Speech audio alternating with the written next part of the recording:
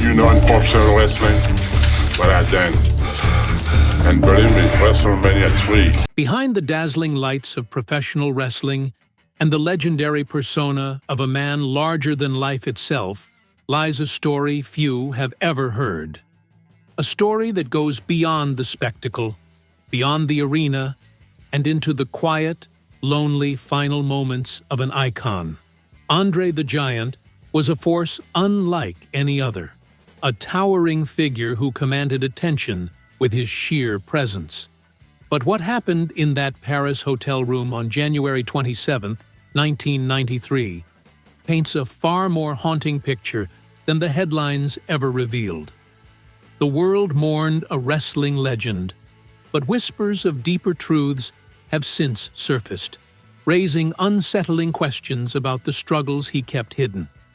And now, after decades of silence, someone who knew him best has stepped forward with revelations that could change everything we thought we knew about the gentle giant. In the days leading up to his death, André returned to France for a solemn reason: to say goodbye to his father. A man who spent his life traveling from one corner of the world to another finally found himself back in the place where it all began, grieving alongside his family. It was supposed to be a short visit, a final act of respect before he returned to the United States. But something held him there longer. Maybe it was the need to be with his mother, to comfort her in her time of loss. Maybe, deep down, he knew this trip was different. What no one could have predicted was that it would be his last. January 28, 1993. The hotel staff grew concerned when André failed to come downstairs. The chauffeur, who was scheduled to take him to the airport, waited but received no response. Finally, the staff entered his room and were met with a sight they never expected: the giant of the wrestling world lying unresponsive in his bed. Alone, silent, gone. The initial reports were brief and impersonal. André the Giant had passed away in his sleep from apparent heart failure. Just like that, an era ended. But something about the way his story concluded never sat right with those who truly knew him. The world saw only the surface: a legendary athlete who had simply succumbed to the weight of his own body after years of grueling matches and physical strain. But those closest to him suspected there was more. They knew the pain he carried, the secrets he never shared. For years, André had masked his suffering behind his larger-than-life persona. He laughed off questions about his health, hid his discomfort behind his famous smile, and refused to let the world see the toll his condition had taken on him. Yet, in the final weeks of his life, the signs were there. The cane he leaned on, the fatigue in his movements, the quiet moments of reflection that hinted at something more. His passing sent shockwaves through the wrestling world, but what happened afterward only deepened the sense of tragedy. Due to his immense size, local undertakers in France struggled to handle his body. No crematorium could accommodate his weight, forcing them to fly him back to the United States for his final rites. The man who had spent a lifetime being a spectacle, even in death, became a logistical challenge.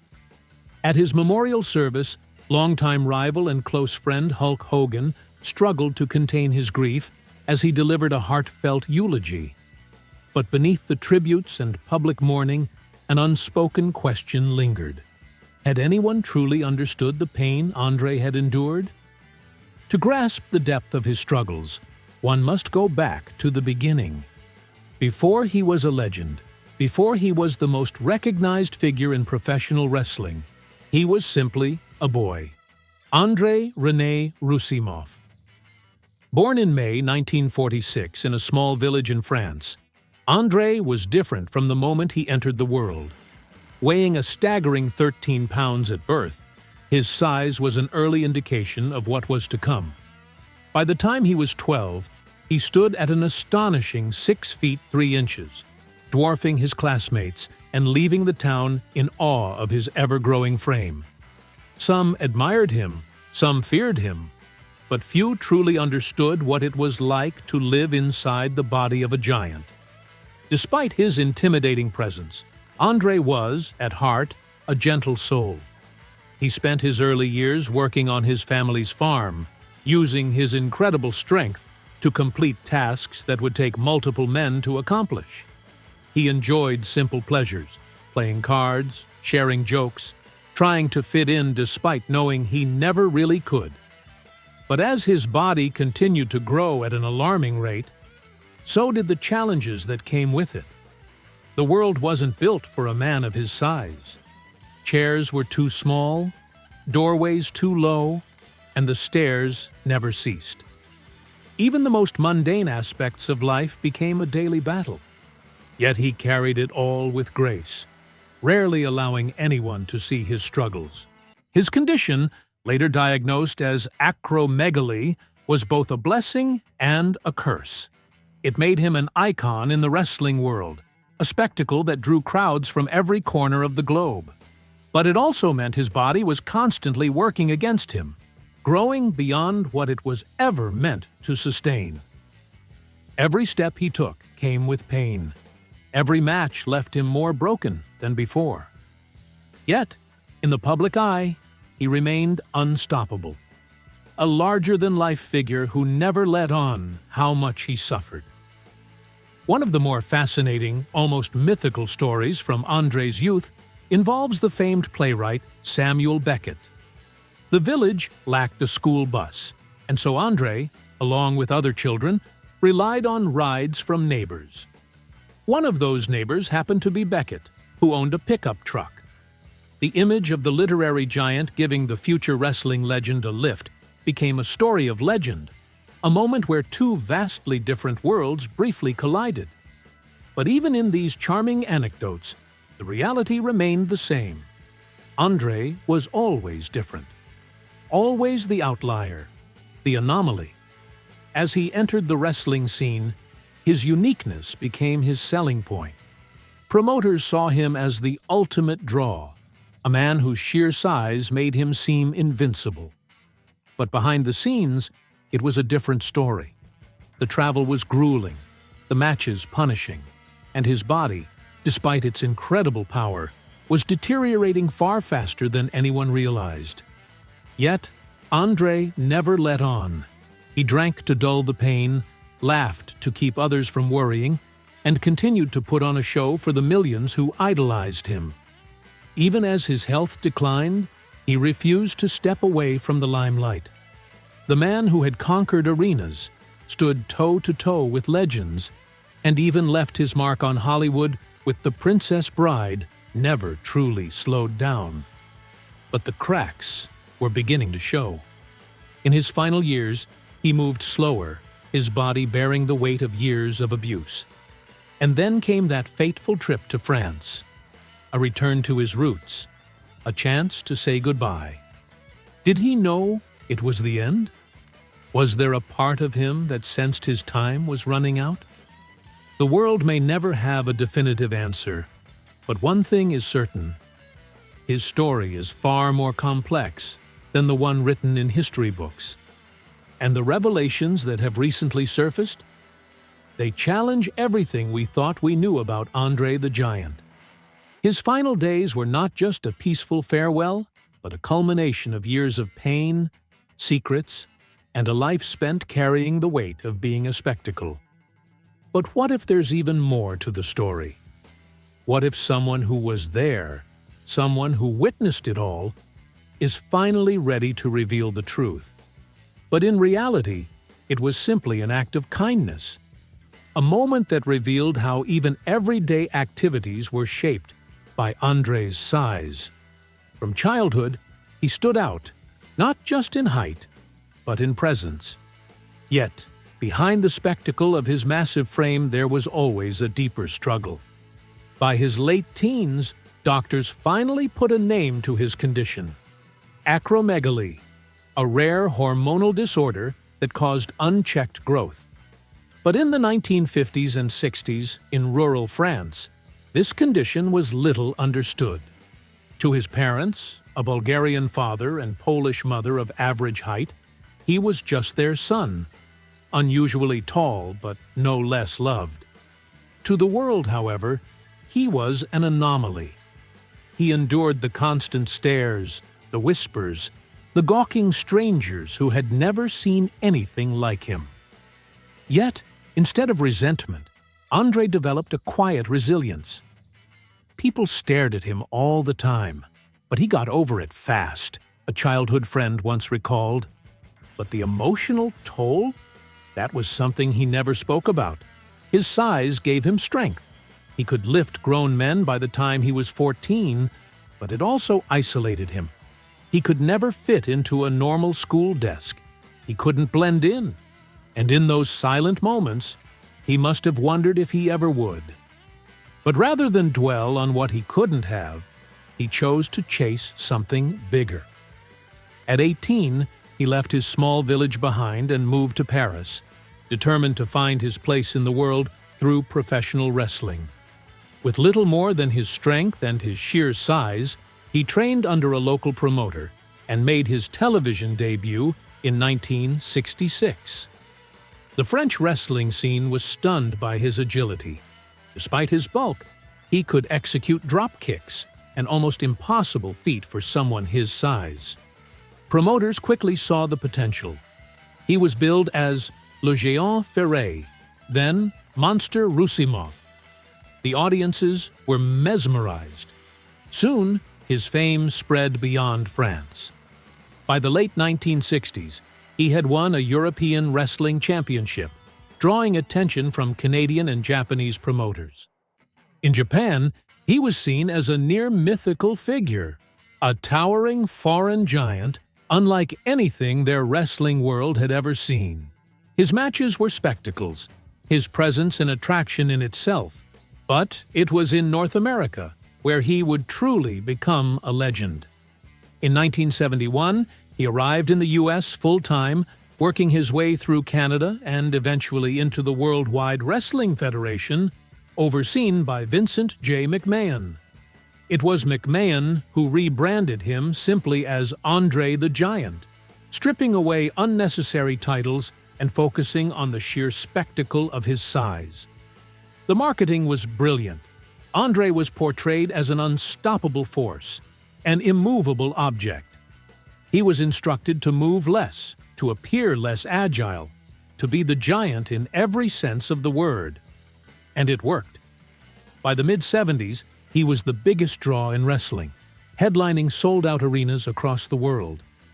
But the cruel irony was that his size, the very thing that made him a superstar, was also his curse. Acromegaly wasn't just making him bigger, it was breaking him down from the inside. Every victory in the ring took a toll on his body. Fans saw an undefeated giant, but they didn't see the pain he carried. And the legend of his invincibility was carefully curated. While André technically lost a handful of times in obscure matches, promoters made sure the public never knew. By the 1980s, he was the highest-paid wrestler in the world, making $400,000 a year. He formed friendships with fellow wrestlers and became a beloved figure, not just in wrestling, but in pop culture. But with fame came an exhausting schedule, grueling matches, and a body that was beginning to betray him. And then came WrestleMania 3, March 29th, 1987, the Pontiac Silverdome, 93,000 fans. This was the moment wrestling history would be made. The world watched as André, the undefeated giant, faced off against his longtime friend and on-screen rival, Hulk Hogan. The match itself was more than just a fight. It was the culmination of years of storytelling. The climax? A single, earth-shaking moment. Hogan, with every ounce of strength he had, lifted André off his feet and slammed him to the mat. The crowd exploded. It was the first time André had ever been pinned on U.S. television. The legend had finally been toppled. But while fans cheered, few knew the truth. By then, André was in excruciating pain, his body barely able to withstand the match. He had insisted on wrestling, despite knowing he shouldn't. Because André the Giant was more than just a man. He was a myth, and myths don't show weakness. The slam heard around the world was the peak of his wrestling career, but also the beginning of the end. The Giant, once invincible, was now fighting a battle no one could see. And as the years passed, the struggle only grew heavier, leading to a final chapter no one was prepared for. André's career had skyrocketed, but behind the scenes, his body was betraying him. Fans saw the larger-than-life giant, the undefeated force in the ring, the beloved gentle soul from the Princess Bride. But what they didn't see was the pain that lurked beneath every step he took. Every cheer from the crowd masked the reality of his struggles. His back ached from the weight he carried. His joints screamed under the pressure, and yet he never let it show. The world expected him to be invincible, so that's exactly what he became.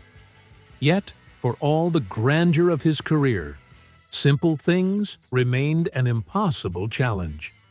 Imagine stepping into an airplane bathroom and realizing you physically can't fit. That was André's reality. On long flights, flight attendants had to set up makeshift privacy screens at the back of the plane, where he was forced to relieve himself into a bucket.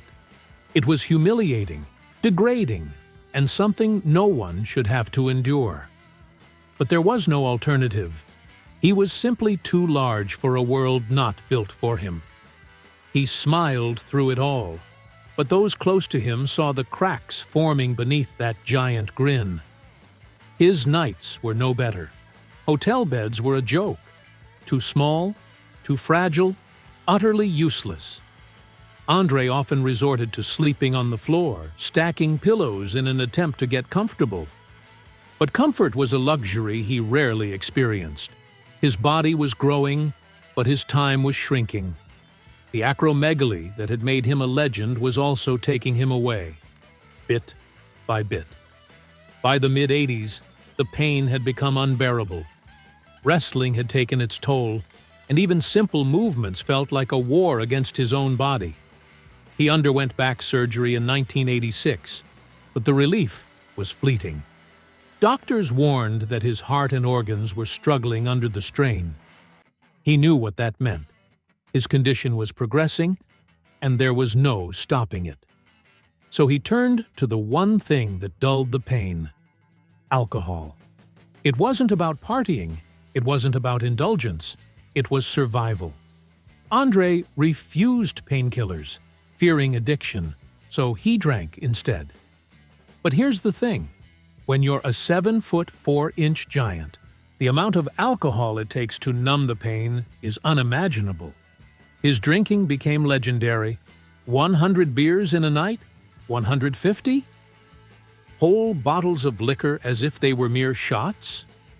The stories spread like wildfire. Some called it excess, but those who truly knew him understood. This wasn't indulgence. This was his only escape. One of his Princess Bride co-stars, Carrie Elwes, recalled how André casually drank a lethal mix of liquors like it was water. Hulk Hogan told stories of André downing 108 beers in a single layover. But the saddest part? It wasn't about the spectacle. It was about relief. Every drink was a temporary reprieve from the agony he carried every second of every day. And yet, he never let it break his spirit. Even in his darkest moments, he kept his humor, his kindness, his larger-than-life personality. He cracked jokes about his size, playfully getting stuck in doorways just to make others laugh. He pulled pranks on friends, once even moving Arnold Schwarzenegger's car just to mess with him. He was the strongest man in the world, but also the gentlest. But strength, real strength, doesn't always mean winning the fight. Sometimes It means holding on for as long as you can, even when you know how it ends. André knew. He knew his condition was only getting worse. He knew his time was limited. And still, he gave the world everything he had. He kept wrestling, kept performing, kept making people smile, even when every step was agony. He hid his suffering so well that when the end finally came, it still felt unbelievable. In January 1993, at just 46 years old, André the Giant passed away in his sleep. The news sent shockwaves through the world. A man so monumental, so untouchable, gone just like that. But maybe that's the only way a legend can go. Quietly, in the still of the night, after spending a lifetime making noise. The man who had been larger than life was finally at peace. But even in death, his legacy only grew. To this day, he remains one of the most iconic figures in wrestling history. His name, his image, his story, they all live on. And not just in the ring. His Princess Bride co-stars still speak of him with admiration and love. His fellow wrestlers still tell stories about the man who could lift cars, drink an entire bar dry, and still be the kindest soul in the room.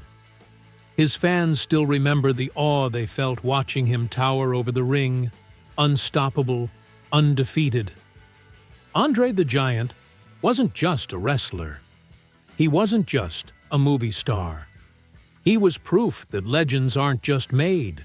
They're born, they struggle, they endure, and they leave behind something greater than themselves.